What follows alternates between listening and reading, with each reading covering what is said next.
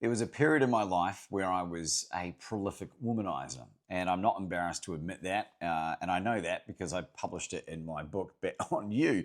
And at the end of one of the chapters, where I go into explicit detail one of those escapades, I include often a random lesson at the end of it, really just to tie up the story and just give it a point, I suppose. And the quote is: "Over my life, I have awoken the next day to many regrettable situations with women. Not that the laddies involved were bad people, far from it. It's just that the rule should at least be this: if you would not sleep with someone when you are sober, you should never sleep with them not sober. However, try telling that to a horny drunk who uses sex as escapism." And that's the key word for me. And I'm not saying this is you, but the sex and the drugs and the alcohol and the gambling and all the other stuff were all escapism mechanisms.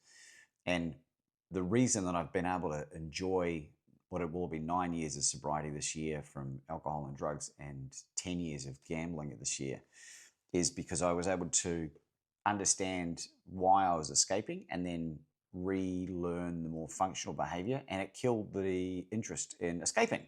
So I don't need to abstain. I choose to, but I don't need to. I can be in environments, and I got married in Las Vegas in 2022, and we stayed in a casino, and I didn't gamble or drink or do any of that stuff, not because I was using willpower, which is a very finite resource, but because I'm free from it. And until further notice, that's exactly how I feel.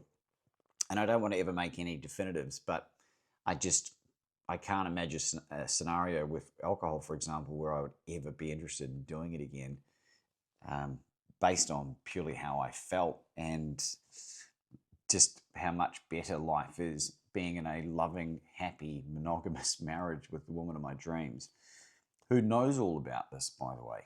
And that was one of the things I brought up when we first got together. I said to Anna, "You can ask me anything you want about my history and my life, and as long as you're happy to hear the answer, I'll tell you." And boy, howdy, did she take me up on that. But what was the net result was that we formed this unbelievable layer of trust. And we don't have to hide anything. I don't have to spend any energetic bandwidth trying to keep things secret from her. And that's a very liberating place to be. So if that's the kind of thing that you are looking for and need help with your life, this might be a resource. It's only available on Amazon unless you live in the Sunshine Coast. I do have a few hard copies, but search Bet on You, Laban Ditchburn. Have a great day if you're not having one. If you are, keep up the good work.